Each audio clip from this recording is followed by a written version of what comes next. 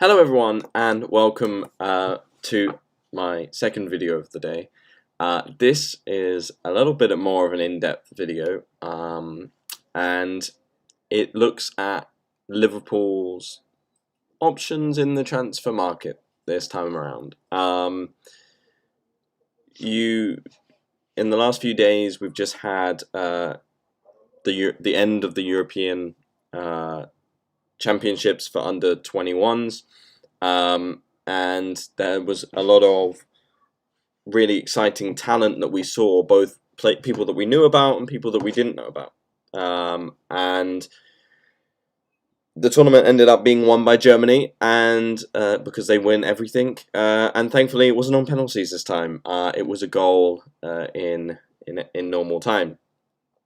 So I decided to go through the tournament and kind of work out what Liverpool need, what Liverpool could do to add a little bit more depth, to full-on replace certain players that might be outgoing. They're not all options that we need immediately, but they're players that could make us really exciting, especially going forward for the next 10 years.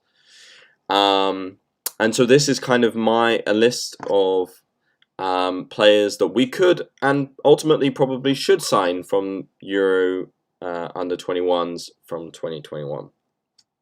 So obviously, as I've already said, a number of up-and-coming talents impressed in this year's under 21 European Championships, which concluded on Sunday. The under 21 championships concluded on Sunday as Germany beat Portugal 1-0 in the final to be crowned the continent's new champions. It was Germany's third European under 21 title following wins in 2009 and 2017. Whilst Portugal, unfortunately, whilst playing some really nice football, and we'll get onto that later, have now lost all 3 finals that they have appeared in. Germany's victory was sealed thanks to a second-half strike from Manchester City's Lukas Nmecha, who impressed throughout the tournament and finished top scorer with 4 goals. Let me get back my English. The 22-year-old spent last season on loan with Anderlecht, scoring 18 goals while registering further 3 assists. His form in both the tournament and for the Belgian side last season means he may become a regular within Pep Guardiola's setup and squad next season. But he wasn't the only young player to impress, and with Liverpool in the market to add greater quality to their squad before the start of the next campaign, below are three names that have been suggested, and then I've put 2 of my own at the bottom, who could have impressed Jurgen Klopp and Michael Edwards across the past few weeks.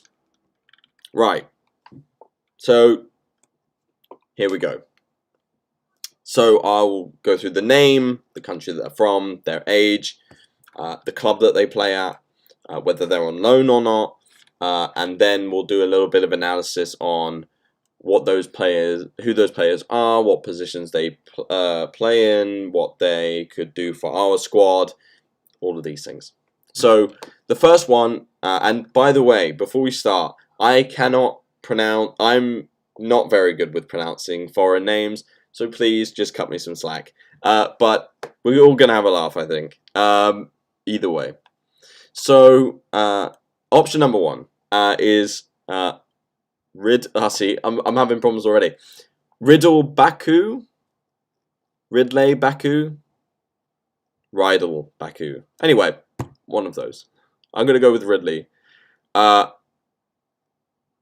he's German, age 23, and he plays for Mainz. Right, so analysis. So he's a right back, first of all, just to explain. And he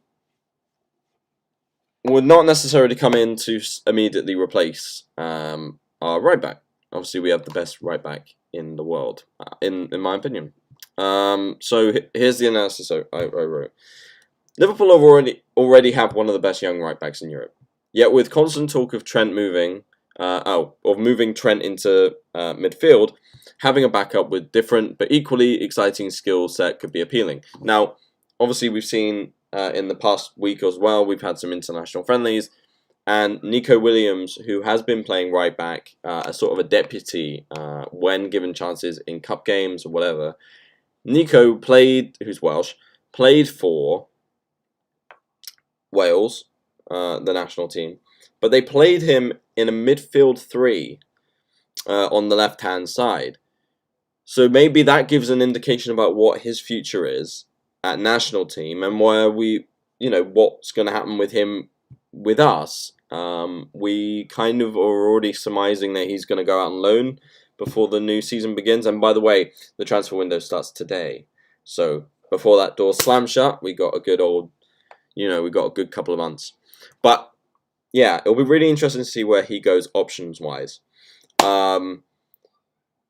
Because if he's not kept as a right back, and he goes out on loan, then not only do we have a right back slot that's not there, that's empty, but also positionally, we wouldn't have a guy who could play a deputy for Trent. Although we can play Fabinho there and Gomez, I guess, but we don't know what the extent of Gomez's fitness is going to be coming back from this injury. And also, we've seen in the last year, obviously, moving Fabinho out of his normal position, we really struggled this season. And I can't, in a season that we're trying to bounce back from last season, Klopp is not even going to go anywhere near heavy rotation and last-ditch, contentious decisions if he can even touch it with a 10-foot barge pole. So, back to the analysis here. The 23-year-old rose to prominence in unique circumstances back in 2018 after he was due to travel to a reserve away fixture with Mainz 05 before being pulled from the team bus and instead promoted to the first team to fill a gap ahead of a visit of RB Leipzig. Not only did the then teenager go on to make his senior debut in that match, but he also scored his side's third goal in a memorable 3-0 victory. He was at the time a high-energy box-to-box midfielder, yet his skill set has been adapted excellently into a right-back/right wing-back role, and that's where he predominantly featured for Mainz in the bulk of the 2019-2020 season. He performed so impressively in this new role that Wolfsburg swooped in at the start of the last campaign with a deal thought to be around 8 million, or 8.5 million. In the tournament for Germany, he proved reliable and disciplined without the ball, yet it was his influence on their attack that perhaps stood out most. And again, that would fit with what the style of play that we have, right? Yes, we have a right back, but he is an incredibly attacking right back, not quite a right wing back, but he is arguably the best at creating chances, and many people, I don't hold this view, but a lot of people say Trent can't defend, and is bad off the ball. But again, I don't subscribe to that. I think he's just an all-round awesome player. So for those people that think Trent's not very good at defending, this could then quash some of those fears.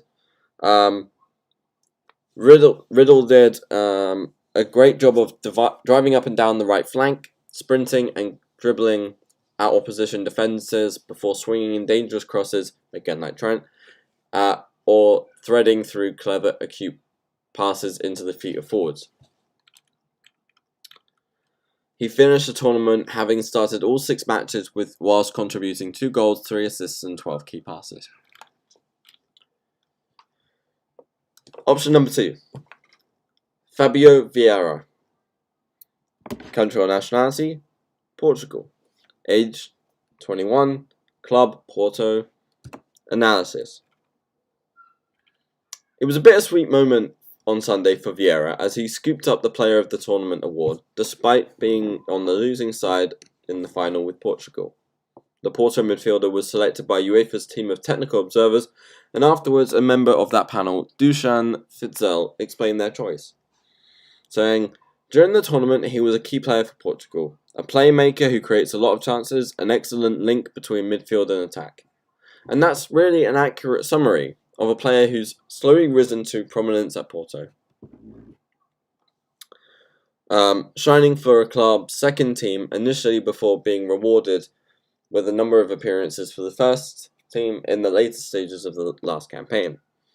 There are shades of Bruno Fernandes in his playing style, as he's able to operate almost anywhere inside the opposition half, providing lots of dribbling, shooting, creative chances for teammates around him. For a midfielder, the 21-year-old is not the most physically imposing. He's a really small guy, standing at just 5'7" with a slim build. That's my height, and actually my same build. Yet his intelligence combined with good pace and agility makes him a tough opponent to dispossess. And actually, just watching him on the field the other day, and I watched all of Portugal's games in the late half of that tournament. And he, every time he got the ball, looked like the most creative spark. Like, it was just constantly exciting.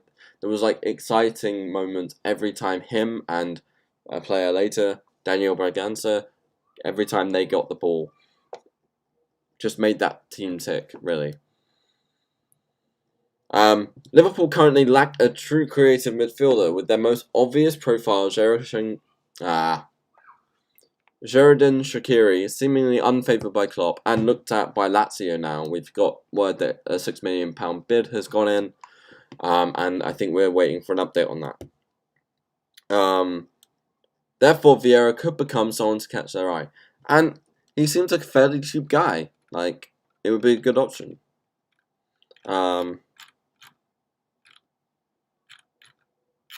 Yeah.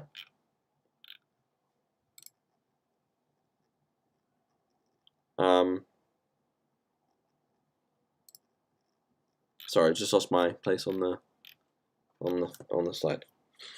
So let's look at a different position now. So option number 3 is a guy called Florian Wirtz. Country or nationality, Germany. Aged 18 and plays for Bayer Leverkusen in Germany.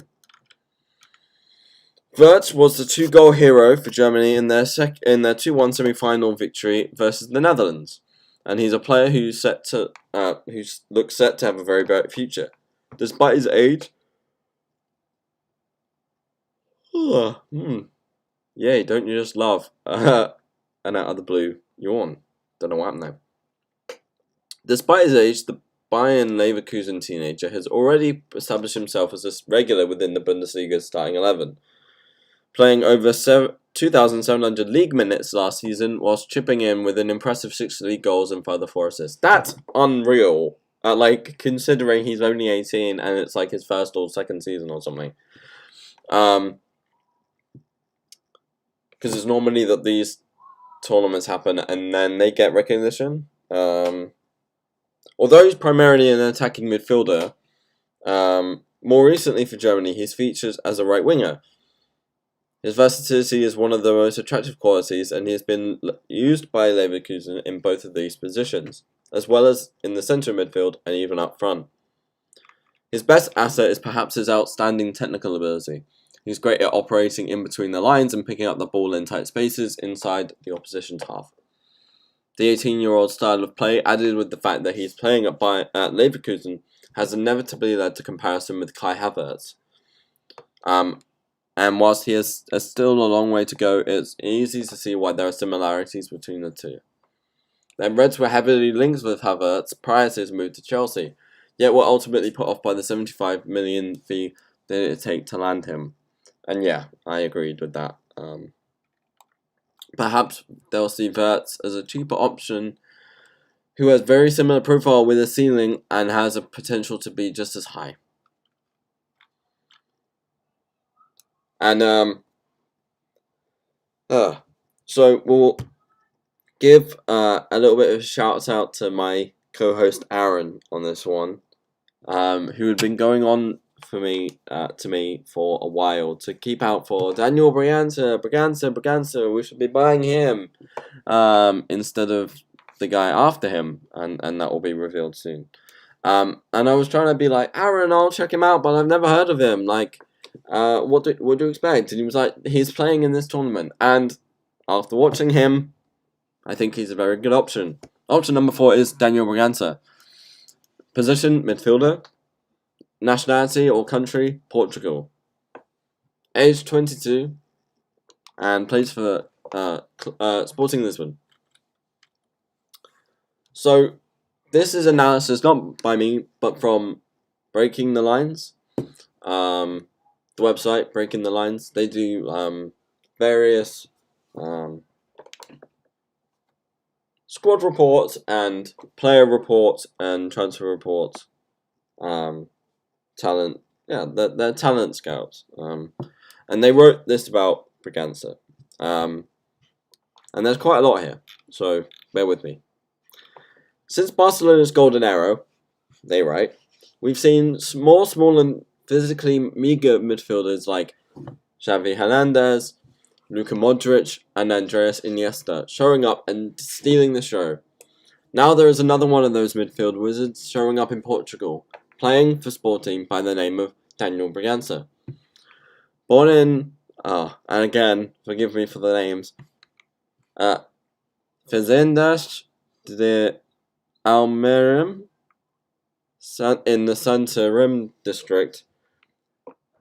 Daniel joined Sporting Lisbon's academy at a young age and rose up the academy ranks, quickly being viewed as the next wonder kid to emerge from the Albacete production line. However, despite his obvious potential, he struggled for first-team opportunities and was loaned to Liga Pro side Ferenc in January 2019. And at the end of the season, he was once again sent out on loan to another second division side, joining Estoril. He impressed on the loan for the Canaries, providing 4 goals and 4 assists in 22 appearances, and winning the Best Young Player award of the 2019-2020 season. He returned to Sporting in the summer, and instead of heading out on loan, he was included in the club's first team setup, making his debut on the 24th of September in a UEFA Europa League qualifier against Aberdeen.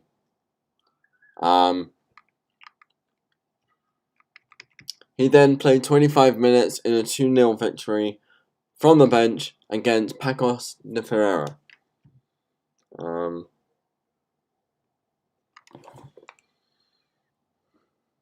The 21-year-old midfielder is one of 7 graduates to make his debut under Ruben Almerim, along with Gonzalo Ignacio, Nuno Mendes, Thiago Tomás, Eduardo Quaresma, Joelson Fernandez, and Dario Escugo. Whilst he hasn't nailed down a starting spot like Mendes or Ignacio, he has been an important impact sub and has even started 3 of Sporting's last 4 games, coming on at half-time on April the 11th in a 1-1 draw against Famalicão. So, onto the player profile. He's a complete and versatile left-footed midfielder who is able to play as a defensive midfielder, the number 8, or a number 10. This season with Almerim, Sporting mainly plays in a flat 3. Well, last season they were playing mainly in a 3-4-3 style, and Braganza has already played in every position in that midfield, and has also played as an inside forward or playmaker alongside Pedro Gonzalez. Standing at 5'7", he doesn't distinguish for his physical attributes, but his technical capacity and intelligence. he doesn't really have any major flaws. He's really complete in every aspect of the game, and although he isn't physically strong, he does know how to overcome that and play in a way that those holes don't jeopardize his play. Unfortunately, Braganza hasn't been a regular starter, having featured in 14 matches, only 2 of them as starter, which accounts to a little under 400 minutes. So, the data available isn't worth a mention. Therefore, it's probably worth examining some of his best traits and some of his more prominent problems.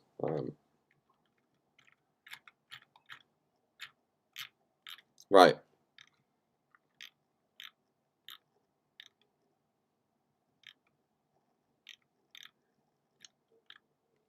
So, the first thing is probably mind you to listen to some analysis of his first touch, passing, and press resistance. So, apart from being technically really strong, Braganza also has a really good vision and anticipation, knowing where he is going to pass before receiving the ball, which is one of the most important traits when discussing passing. Alongside his really good passing ability, he is also a fantastic first touch. His preparation pre-first touch is really good. Most of the time he has his body wide open and good body orientation.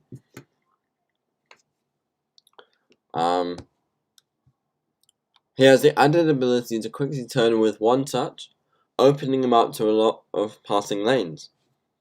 Overall, really good passing technique and good first touch. He isn't ultra conservative nor something similar, but he definitely could and maybe should be more progressive. One of his main flaws is his final ball. Although he mainly plays as a... Forgive me a second. My voice is starting to hurt.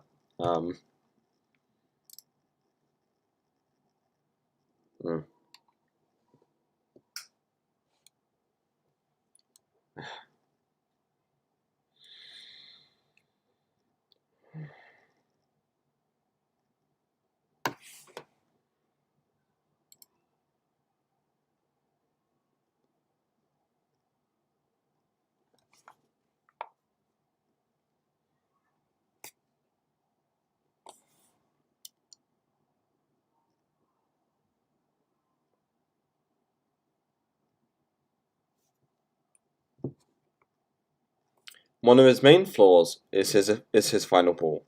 Although he mainly plays as a defensive midfielder or as a number 8, he is often played alongside Pote. That's a nickname for the guy that we're going to talk about later. And again, horrible with pronunciations. He's played alongside Pote as an introverted winger playmaker. In this position, it's important to have creativity, but also end product. And even though it isn't Braganza's main position, I don't really see him playing often as a number 10 in the future. He lacks some of the final ball ability and end product. But what we saw during the under-21s, and at least in the games that I saw, every time he was able to deal with possession in such a calm way. Like, in tight spaces, he was able to turn and play another exciting pass through, often breaking lines. Yes, he didn't look like he was getting pushed off the ball too much, but there was an obvious size difference. He is a remarkably small man, in a footballing context. Kind of the same height as like a David Silva. But he was, constantly trying to make things happen going forward, playing passes from deep positions, and really trying to start counterattacks and things like that. Ability to offer a passing lane and the frequency to do so. For Sporting, he isn't as active, but a big part of that is due to him being mostly played in more advanced areas. Although Braganza is only 5'7" and distinguishes himself for his ability with the ball, he is really strong in the defensive assets. He was very good at like nipping in, getting his foot in, and taking possession away from players. He has proved that he is strong in defensive duels and also has really good positioning and anticipation. Remember, you don't have to be physically strong or huge or have particularly long legs, but if you know how to position yourself and anticipate the game, and you see it with like old defenders, aged defenders, that anticipation and knowledge of the game enables you to cut a lot of corners and be really successful. With that good positioning and anticipation, it makes him a really complete midfielder.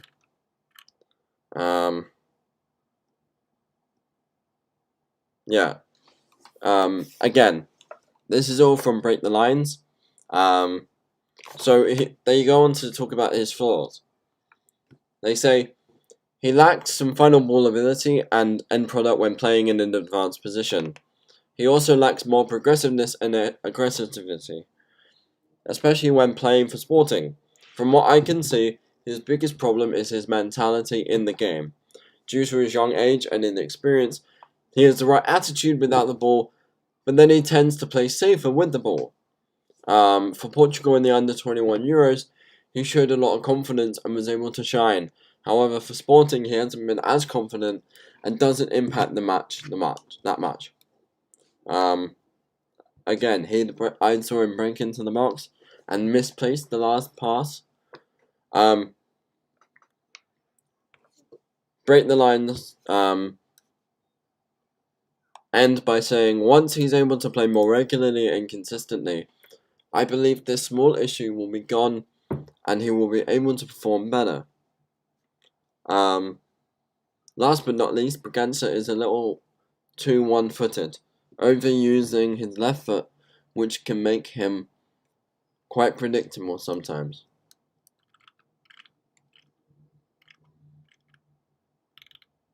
So, let me take another break, and then we'll sum up.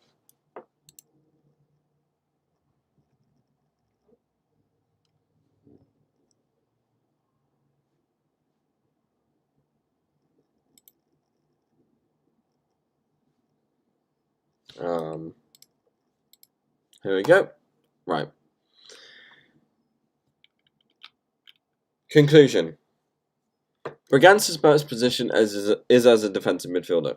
It does suit his abilities better. He has the ball more often, and he is also able to impact the match more than compared to when he's playing as a number 8 or a number 10.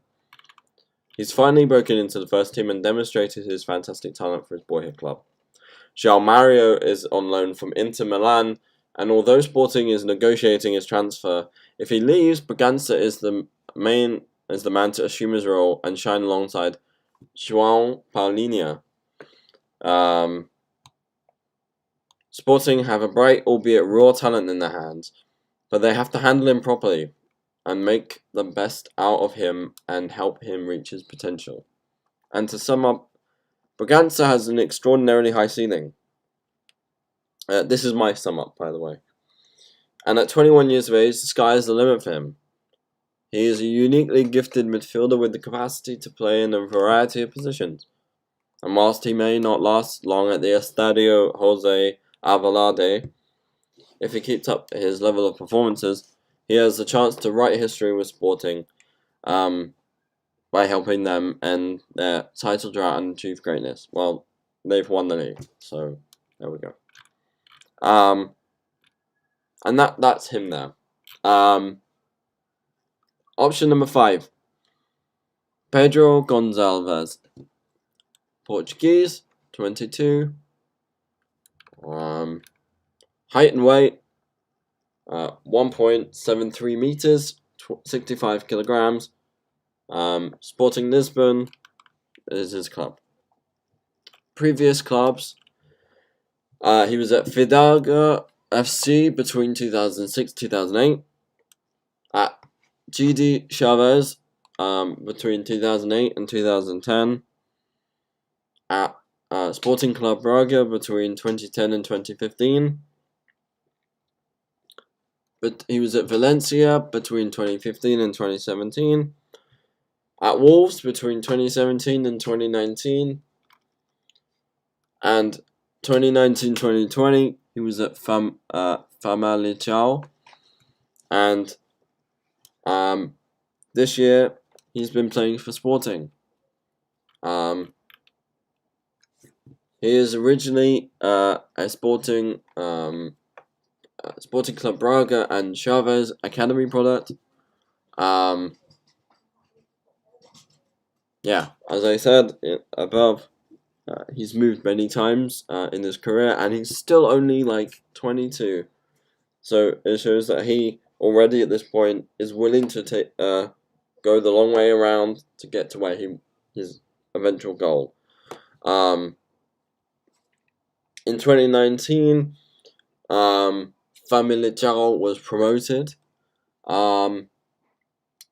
He entered the 2019-2020 season full of expectations, as did the club, but the club only finished 6th, and they missed out on Europe by 1 point on the final day. On his first proper senior appearance, was one of the breakout players. He scored 5 goals, assisted 7, and was one of the best youngsters of the season. He plays as an inside forward, mainly operating between lines and in the half spaces or in the inner channel. He usually pairs up with Pedro Porro on the right or Nuno Mendes on the right.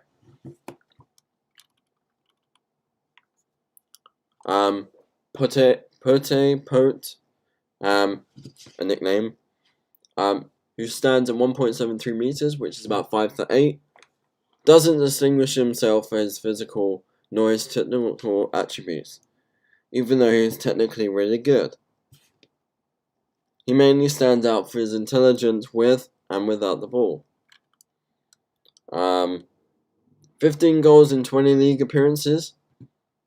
As of March 8th, he was top of Liga NOS scoring charts ahead of Sergio Oliveira, Mehdi Taremi, and Haris Seferovic, and he's had 3 assists as well. Again, a lot of this analysis comes from Break the Lines, and it's from a report as of March 8th, 2021.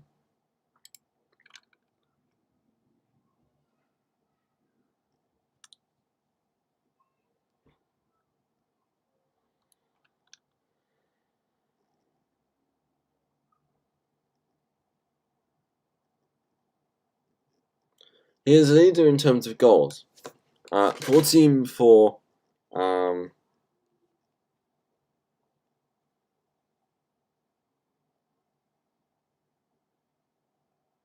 yeah, sorry. 14 but then he has few expected goals numbers and touches inside the box as well. This can either be translated into bad attacking movement or just really good finishing. And well, if we take into account that Sporting sits 4th in the league in terms of expected goals with 32.89, more than 10 xG away from first place, and 6th, 4th, as well in terms of touches in the box, his numbers seem more normal. He's seen as one of the best creators of goal-scoring opportunities in the Primera, often operating behind the striker and creating space and opportunities for others to appear and get into shooting positions. I think in the end he ended with like 32 goals this season, which makes those numbers even more understandable. From that, we can conclude that Pote has a really good really good shooting ability. He's really efficient in the area, and that he's a poacher, appearing in the area a few times and scoring loads. Considering he has no penalties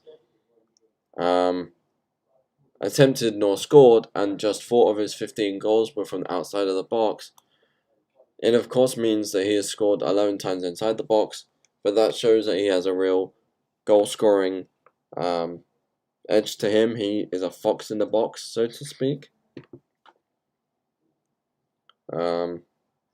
Like, he sniffs out really conducive areas on the field from which to take shots, and he's not having maybe 20 shots on goal and missing 6 and scoring 2. When he finds space, he capitalizes on it to its greatest extent. Let's dive now into his ability to create goal-scoring opportunities. So, when it comes to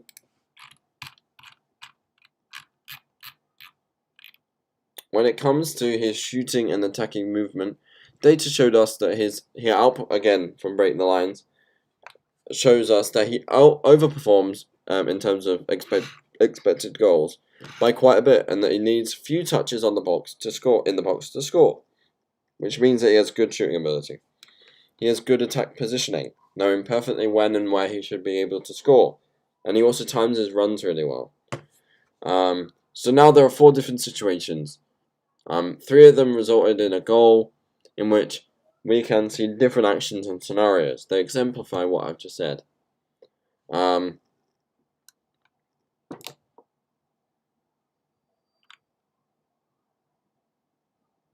Yes, the example they use is from the Sporting Clara game. So they write, on Friday, Sporting played Santa Clara at home, and the match ended up with a 2-1 win to the current league leaders. Sebastian Coates scored the winner in injury time. 4 games after his last goal, Pedro Gonçalves scored again against the Azorian club, in which would be his 15th goal of the season. Consistency. Although he's a good player and has many quality, he often disappears from matches for quite a long period of time. But then he always compensates with important actions. But it is an area where he can improve. This season, he had a small run of games where he wasn't performing as well as he knows, but maybe his superb start did set the standard too high. It's not a big deal considering that it happens just a few times, and taking into his account his age, it is something completely normal. Now I'll dive into his personality a little bit before concluding, and then concluding the video.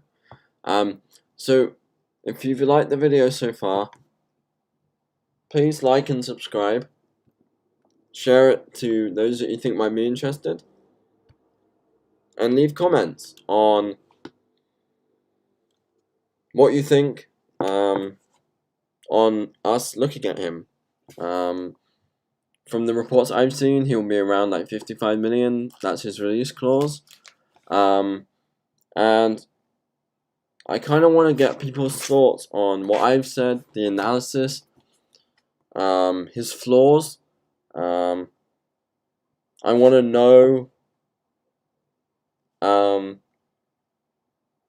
do people see him at Liverpool? And if you're not a Liverpool fan, I'd really love to hear your opinions on him.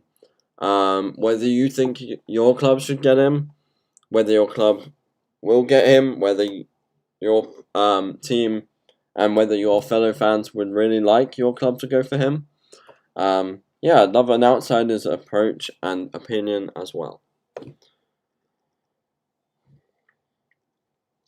Again, forgive me guys, I have to take a couple of minutes every now and again to rest. I have problems with my vocal cords, so just bear with me. Yeah.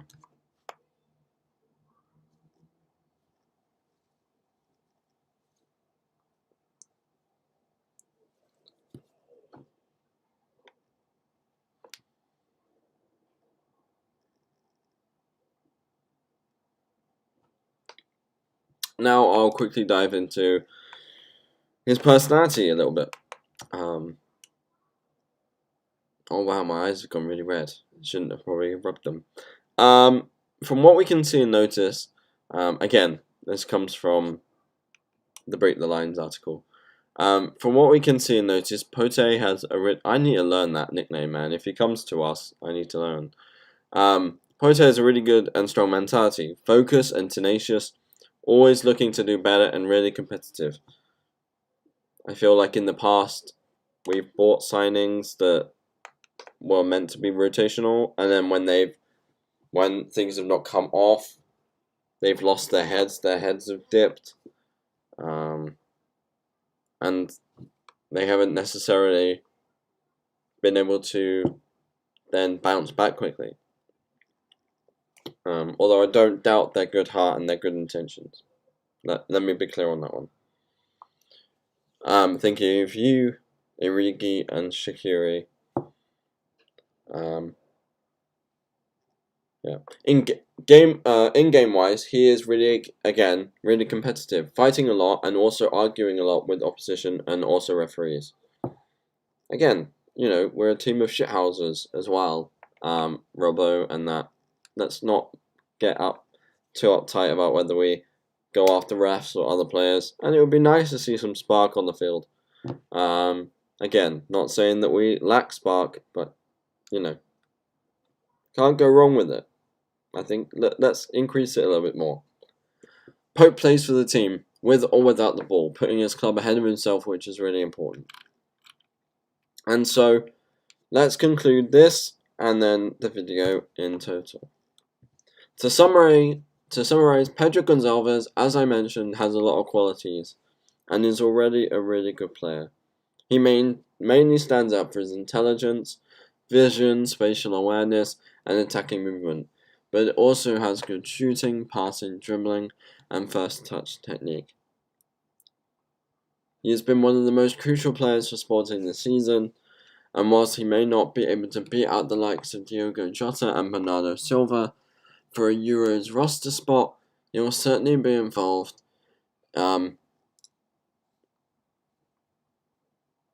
the Euro 21 under 21s. I compiled this after and didn't necessarily pay a lot of attention to him, so that's on me. But the article goes on to say that he could win a squad place for next year's FIFA World Cup. He has done a phenomenal job replacing Bruno Fernandes as Sporting's talisman. But rather than pursue a big move to a top 5 league, he could remain in Lisbon for another season. It hasn't been a straightforward climb to the top, who after spells at Braga, Valencia, and Wolves, has made his first impact at the senior level with newly promoted Famalicão last season. He is now finally establishing himself as one of Portugal's top prospects with Sporting. So, that was my thoughts on exciting talents that Liverpool could get, could bring into the fold this summer or next. And yeah, it's really exciting. I think Bragança is a really good option. I'm really excited about that right wing option. Havertz.